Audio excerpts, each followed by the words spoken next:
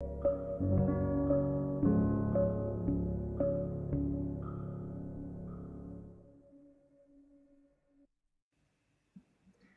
very good afternoon, everybody, and welcome to UncommonCents number 50.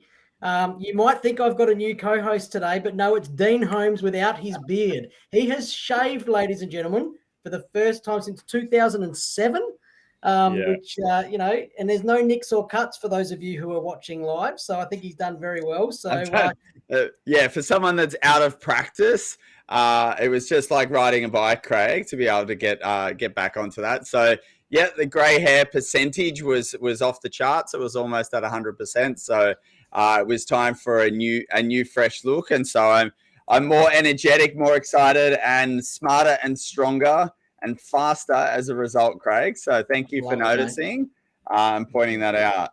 No, worries. And mate, we should just take a moment to reflect on this is number 50 for you and I. What started as a pipe dream just to do it for 12 months to kick in and make sure we achieved a goal. We're now at number 50. So congratulations to you. And, this was originally your idea and baby. And here we are at number 50. I'm still not sure how many people listen to us. I'm still not sure how many people watch us. To be frank, we love you all that are following, but we just enjoy talking with each other, and we enjoy talking with great guests as well. And having number 50 today, we thought, why not bring a great guest along? And I'm very pleased to introduce, ladies and gentlemen, Mr. John Purl. When I met John, he's always been a well put together unit, for those of you that may know him, but, it was probably a very different look to those who are online and looking today. It was business shirts, those fancy white collars and white cuffs with the blue and the beautiful ties and beautiful suits. And, someone who was very corporate, but someone who was exceptional at their job in financial advice. And now today I'm looking at a guy who's still well put together. He probably looks a bit less stressed. He looks a bit fresher, and he's wearing black T-shirts, which I absolutely love as well. And normally I would have mine on too, but so, John, mate, we really appreciate you joining us today on UncommonCents number 50. It's a big one for us. And why don't you just get started by telling our listeners a little bit about yourself? Guys, appreciate the opportunity. But first off, from a former podcaster, 50 episodes is a cracking effort, seriously, to remain consistent and persistent to keep up to 50 episodes. Huge effort. So I look forward to the next 50 after this. Appreciate you having me on. I guess we have known, Craig and I, we've known each other for quite a few years now, which is super exciting. And I guess I'm talking to you from a different world today. But to give anyone that perhaps isn't familiar with me or my journey, a real quick insight into where I am now and how I got here. I go back almost 20 years. It is 20 years, 2004, when I started in the FP industry. I came straight out of uni into a boutique practice with AXA. If anyone still remembers AXA, anyone under 35 probably wouldn't remember AXA. Practice out there on Unley Road here in Adelaide. And that was kind of like my introduction to the FP space. And it was a very different time. So for anyone that remembers the industry at that point, we're talking agribusiness, and insurance was done very differently. It was a very different world. From there, though, I wanted to get exposure into large corporates. So I moved to Melbourne, took up a role with ANZ, which was good fun. I think what ended it for me, though, there was when I bowled Mike Smith over in the foyer. That might have ended my career with ANZ, not certain. But then, like Adelaide does, it draws you back in. I came back home for an opportunity with Morgan Stanley. So I wanted to get into the stockbroking space, hence the suits, all like pinstripes, two-tone shirts and red ties. And so I spent several years there, which was an awesome experience, but it also really strengthened my feelings around my lifestyle, which we'll talk to. From there, I got an opportunity to take a role at CBA Private Bank, where I managed a client base there. And then in 2014, 2 weeks before my wedding, I decided to front up and resign because I had the realization that the culture of that industry inside the bank just wasn't for me, didn't align with who I was. I thought I could do things differently. And so I started my own firm called Affinitus Capital, which I sold and exited at the end of 2022. So I spent like 18 years in the industry, which was across varying different sizes and scales of businesses, which gave me, I think, a good understanding of both what it's like to be an employee in the industry, from power planning through to senior advisor.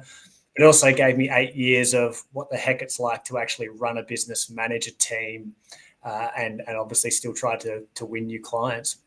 So 2019, really quickly, I started a coaching business. I had 2 of my business owner clients actually ask me to help them with their stress management, their health and well-being, and helping them define what success meant beyond just the financial, because that's all we spoke about.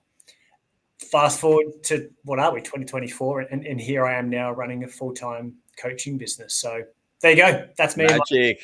We'll take that. So the big takeaway in terms of measuring success, and the changing thing that we'll talk about a bit, John, is that you've been a founder, but yet it's not on LinkedIn. You've exited, but yet it's not on LinkedIn either. And so these buzzwords that have become popular, like I can tell you that founder is much more popular than I just started an own business at the moment. And so it goes to that internal versus external measure of success. Those buzzwords that I just had a fun play with is like, that's what other people want you to sort of see and hear, that I was a founder, I exited a firm, and it was a unicorn, whatever that means, of course. But what is the internal measure of success that you talk to clients about and think about for yourself? Oh, geez. You say we've got half an hour, or have we got half a day? How do I condense that response? I work now primarily split into 2 ways. So I work with organizations and their team, helping them understand health and well-being, personal goals, and manage stress. It started with, and still is, I work with a small group of one-on-one business owners. And the journey is a little bit different depending on the individual. But one of the things everyone has to go through is a self-reflection piece around understanding their core values. And also we do some work on their passions as well. But the core values is a really crucial part, because no one, and especially business owners, because we're all too busy, don't take the time to stop and go, okay, what actually in here is important to me? And what I found was, we're so easily influenced by external factors, by colleagues, by industries, by friends, that we often take a path to achieve this idea of success that, upon reflection, is meaningless. And the example when I give presentations is, and I say, look, apologies to pick on these people, but is doctors, right? Like, not throwing a blanket across the lot. But I work with a lot of doctors, and it can be a decent sized blanket to cover a lot of them. They would often, it was, what car did you drive? What event did you go to? What wine did you drink? What house, suburb? Like, it was all about the perception or the image of success. But so many of them would have either a health scare, a relationship breakdown, or just a moment and go, I'm working an 80-hour week here to create a perception, to live a lifestyle I'm actually no happier, because my value is, I just want to have experiences with my kids, but I'm working an 80-hour week to pay off my $4 million home loan. It's not as silly and uncommon as it sounds. So the conversations I'm having is right front end, guys, like, what the hell motivates you, inspires you, and what are your values? Because we need to build this vision of success around that. And it's now more about experiences, it's about flexibility, it's about family, health. Yes, financial is still always in there. I jokingly say, when eggs are like $12 a dozen, I think financial has to be in there. But what emphasis is placed on that now? And I'm seeing that compress to a much smaller and smaller number. It's interesting, John, isn't it? Because like we often say, financial advisors, like 90% of their role sometimes is like counselor, mentor, coach, and all that type of thing. And I think what you've done is identified that in an initial, what was a traditional financial planning client base, and really taken that to the next level. What I'm interested in is those goals and things that you're trying to delve out of people. They're hard to get out of people at the best of times. So what are you doing to really get people to stop and think and draw those goals out deep within them? Yeah, so we start with, when we go through the journey, I have everyone complete what's called a digging deeper questionnaire, and it's like a 7-page self-reflection document that they have to go through and answer a whole series of questions and rate themselves on certain things. Just simply taking the time, and I say to them, uninterrupted time. Don't do it kind of like, I got 15 minutes before Bob comes in. I'll do some questions now. I'm like, no, set aside an hour and a half to sit here and do this. And sitting there with purpose, focused on that one document, creates the opportunity for them to think and reflect a little bit deeper than they would normally. Doing a few self-assessment tools around values, and then just asking the questions that perhaps people haven't asked before or felt too afraid to ask, or they don't have anyone in their network. I talk a lot about the people you surround yourself with, and sometimes they're either too soft or the wrong people. And I sort of say to them, you pay me to guide you, mentor you, to coach you, whatever, title it what you will. I'm not here to be your friend.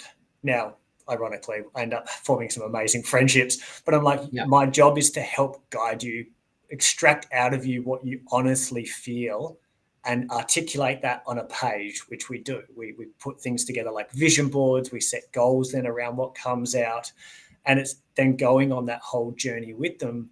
But accountability throughout that whole piece. It's all well and good to go, here's my values and here's my end goal, and okay, these are the things I'm going to achieve. I'll circle back around in 6 months' time. Nothing's going to have changed. So once you've extracted it through some really deep questions, then it's just about boom, boom, boom, boom, check in, accountability. Why didn't you do this? Why did you do this? And from there, they start to feel and see this true idea of success come to the surface. And so let's talk about that accountability and consistency, John. Like, what for the listener as well, and things that we can take away, like how, if without you calling me every week, what's some other things that's going to build an accountability muscle in ourselves that we can work on? Yeah, I've got some cracking bad one-liners that I use. Oh, we like that joke. Here we go. Go. Here we go. So humans are like lightning. We take the path of least resistance. And what it means is that if you have all these well intentions, these great ideas, these wonderful goals, there's no accountability, what we're going to do is we're going to resort back to what was easier, what was less uncomfortable, what was the known action or path. And so it is through my job then, regular check-ins, regular meetings, accountability, to make sure they're on track. It's also, though, bringing perhaps like a spouse or a friend or someone into the journey as well with you, calling it out. Like we spoke about it at the start of the call today before we started recording, around sometimes you just have to go, guys, I'm going to do this. And once it's out there, it's, okay, another one of those one-liners. It's like saying, I love you. Once that's out there, you can't take that back, right? Yeah. So it's the same. It's like, tell your spouse or tell your closest friend, this is what I want to achieve, or this is what I want to do, or this is what I've been experiencing. Because once it's out there, you can't take that back. And then ask them, I need your support along this journey, or can you just kick me into gear when you see me moving off the path? Because like I said, accountability is that key, but it's also, one of the things I get people to do is do a personal vet. I'm like, I want you to look at the 5 people you surround yourself with. I want you to look at your community. Are they uplifting, inspiring, motivating? Are they supportive? Or are they negative? Are they not aspirational? Are they not aligned with your values? Because if they're in that category, you need to look at how you're allocating your time to those people, because that is going to cut your journey very short, very quickly. That's a difficult one to do. I had to do it myself. Yeah, it's an interesting one, isn't it? It's a real interesting one because, I don't want to say the general population, but like there's lots of people who are addicted to complaining. And that's where they spend most of their time. Like, you walk through the shops, you hear people, if they're catching up, they're normally complaining about something. It's sort of that type of thing. So it feels like, John, you're really pushing through all of that. And I particularly like that challenge of, who are you surrounding yourself with? It's a really good eye-opener, actually. Yeah. I mean, people say, oh, yeah, but, I can't choose my family. I'm like, No, you can't. But what you can do is you can allocate them a certain amount of time. You don't have to spend every Saturday with them, or you don't have to spend every Thursday night family dinner with them for 4 hours. Like, if you walk away there feeling drained and uninspired, then go, do you know what? I'm not doing that, or I'm only staying for an hour, or situational specific, but allocate the time to those people and go, right, I'm reallocating this time to this community or this colleague or this friend or whatever it might be, who's actually, and as a business owner, this is so important. Like, business ownership is a lonely journey. It's a super lonely journey. It's challenging, it's stressful, it's confrontational. And if you don't have the right people around you, it's bloody hard. And so that's a great example where if you are running a business, if you are running an FP firm, you can have all the advisors around you in the world. That's great, but that's just other advisors. Are they the right people more so than just being other advisors? Absolutely. So the other element that you talk about and that's important is the physical health and well-being. So you take this time to understand, where my values are and my measure of success. Then we've got to build the rig in a certain way to actually set ourselves up for success as well. Are we all doing 1,000 push-ups a day and drinking lemon water and ice baths and things like that, John? Like, what's your story around the health and wellness part of being successful? Well, Dean, maybe you should be taking everyone for an ice bath now that you're the next Wim Hof, I hear. Look, everyone's definition of health success, there's a variety of different types of successes, and health can come under its own category. What that looks like for the individual is different. My idea of well-being success would look different perhaps to yours, Dean, or yours, Craig, and that's okay. It's just about identifying what that looks like. But there are a few key things that people should be doing, and I kind of categorize them as nutrition, movement, mindset, which is a massive one. It's more about how you manage stress, but also increasing your mental resilience or your ability to handle difficult situations. And then the environment is the fourth pillar. And there are just some, I think, things that have evolved in the way that we operate as a professional, as a business owner, as a human being, that we can do better. Like, I look back at my time when I started back in 2004, I was drunk 3 to 4 days a week because that's what we did. We went to lunch or we went to networking drinks, and I thought that's how it had to be. The BDM back in the day used to come in with a credit card, and we'd go to all sorts of places around town on the corporate credit card. And I was like, this is the best industry in the world. But even then I was like, I'm tired. I can't concentrate well. My SOAs look rubbish. Like, why is that? Oh, because I'm always tired. I'm not ever operating well. Same thing as a business owner. Like, it doesn't have to be a boozy lunch to win a client. It doesn't have to be working to 11 p.m. then get up at 5 a.m. to do some emails before the family wakes up. That's not the best way to do it. It's not about smashing booze every day. It's about living a lifestyle that's going to actually help you play the long game for a start. You're not going to burn out in about 2 years' time, but just broadly, like, make you happier, healthier, more productive, greater focus at home and at work. Like, you don't want to use all your energy credits at work and go, I crushed it today. Those 4 meetings were on point. I delivered everything, but I'm absolutely maxed out. And you come home and you're a grumpy dad and you're a snappy husband because I've used everything that I had in the tank.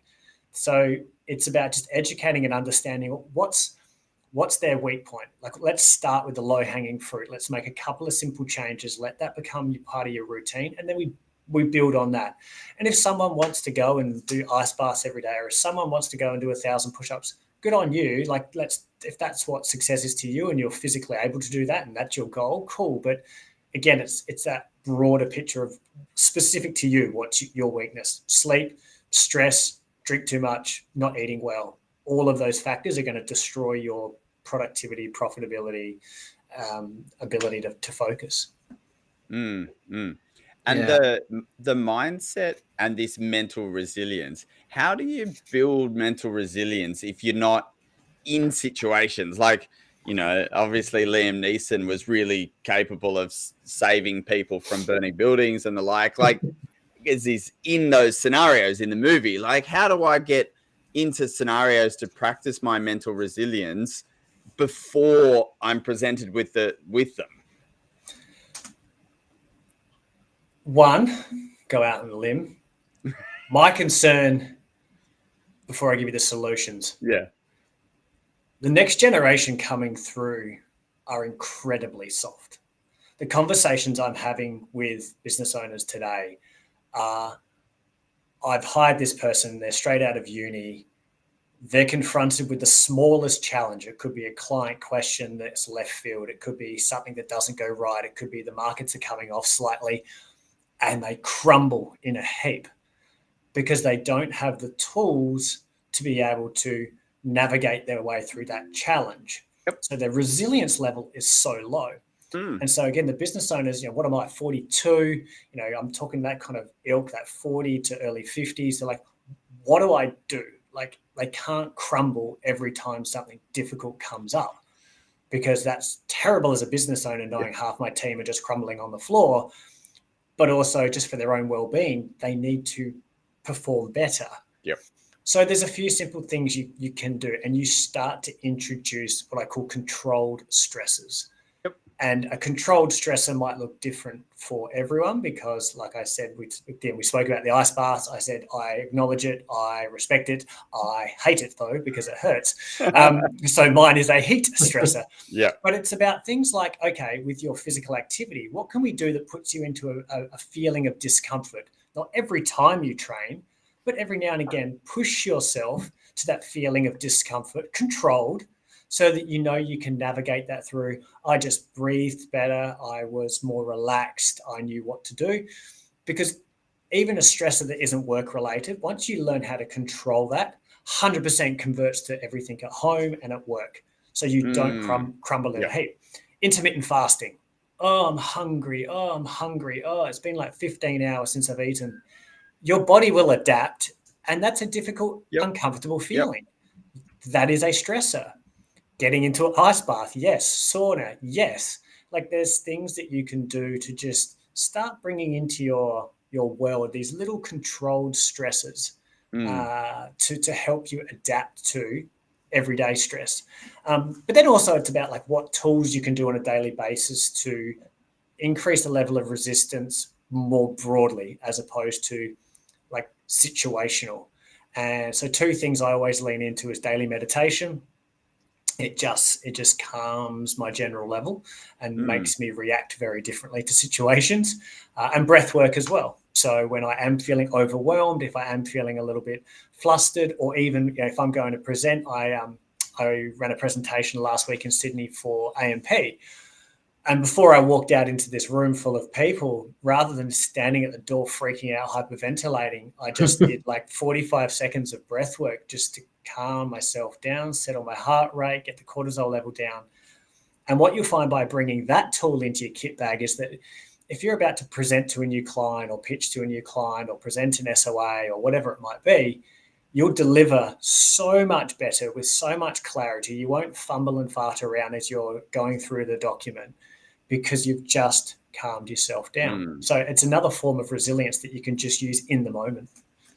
Yeah, I like that one, John, because the current world of how most people, advisors, are doing meetings is digital, right? And so they're going from an email and they're like, oh, it's 11 o'clock, open up Zoom or Teams, and they're bang in the meeting. So they haven't transitioned one way or another. And we used to transition, I suppose, physically by getting up from our desk, walking down this imaginary hallway to greet our clients. And so that created a gap that maybe doesn't exist anymore. So we can think about that as a problem. Then everyone leaves their email open whilst presenting the SOA. So all these things are coming up on their screen that are irrelevant as well. And so I think that 45 seconds of preparation, not in obviously the SOA is already prepared and ready to go, but the physical preparation of going, how do I want to turn up to this meeting? Yeah. And you don't want to turn up flustered or distracted or thinking about the previous problem. I think one of my first coaches in terms of this talked about emptying the cup, in that if you have a full cup walking into a meeting, how can you possibly take the things from the client to help the client, because you're already full of all this other stuff that's going on. And so I think the breathwork's a great example of getting ready for that next interaction. And that's a really good point, because I remember when you walk in, and you said it before, you become a little bit, Craig, you said it like a bit of a counselor sometimes with clients, especially ones you've had for a long time. Yeah. They can open up about a lot of things during a wealth advice meeting. Yeah. And if you're not ready for that, like if you're not totally present because you're still thinking about something that happened 2 hours ago, or you're flustered because are all the apps in here, are all the sign here tabs on the document? Did we end up have we got the form to get the bloods? If you're not focused and present, and they're sitting there going, I need to talk to you about something, and you need to be completely present, engaged with them, and you're not, you're just going to lose that relationship straight away, all for the sake of just giving yourself a few moments to just calm down and be present. Absolutely. And you can do it online.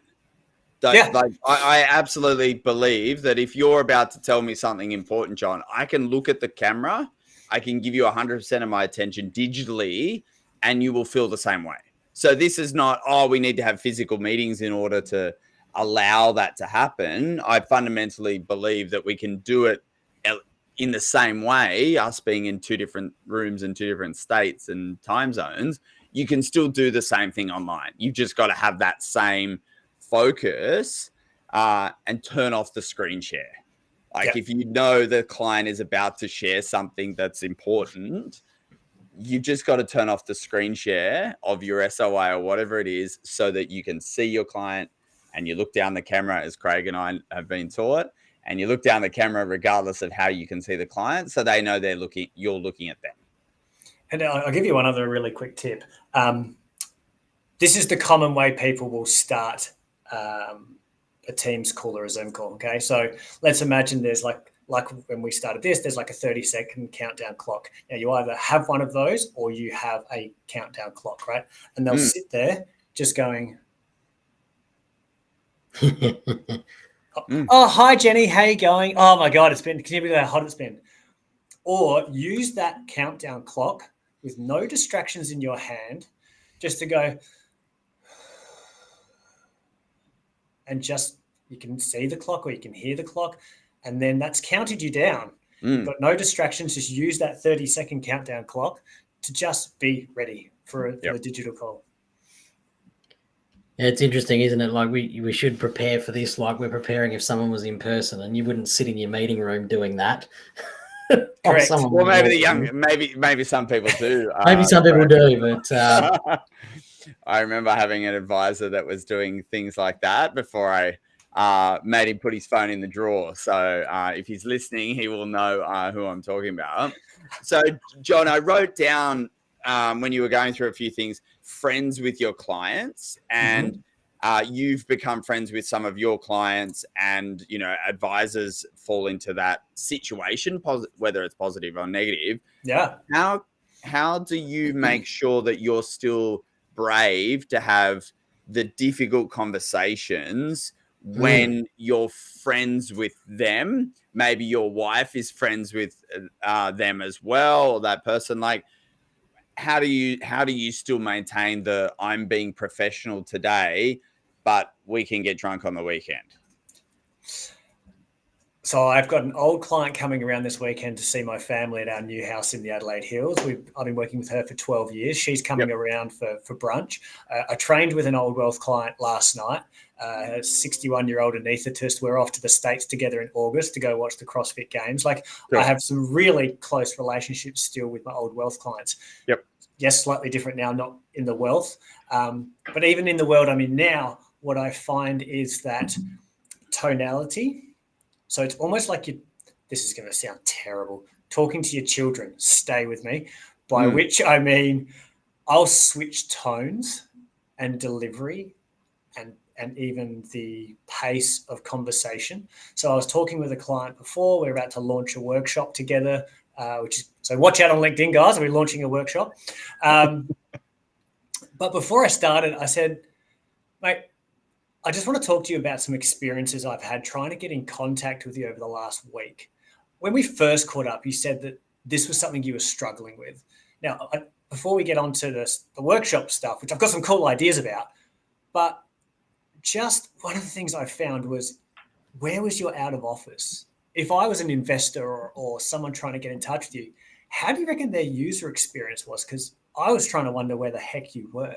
So I find just by one, switching the tonality and the pace of, they get the, okay, we've switched from fun JP to, what have I done JP? And then you get on with life. So, for me, I try to make it clear in just how I deliver it, or I'll start the conversation with clearly, look, there's something else we need to talk about or whatever. So tonality and pace is it's like, so you're not saying I'm putting my friend hat on here. I've taken my friend hat off. I've put my coaching hat on. You don't have to be as dramatic as that, but you found that the tone and style helps to cut through as well. Yeah. And I suppose the other thing is, you can say, like, being with a client who's a friend, and you say, we can talk about that on Monday. Like, you can create the separation as well that way, which I think works well, to say, hey, that is a business related thing. Let's pick that up on Monday is probably a professional way to push that, to get out of the friend zone, to continue friend conversation and not have to delve into financial advisor conversation, for example. Yeah, I just find it being really clear and obvious, like you say, either with literally saying, hey, that's a Monday chat, or not now, like we're at a family barbecue, like let's talk about that. Unless it's really urgent, let's talk about that Monday, or your delivery in it.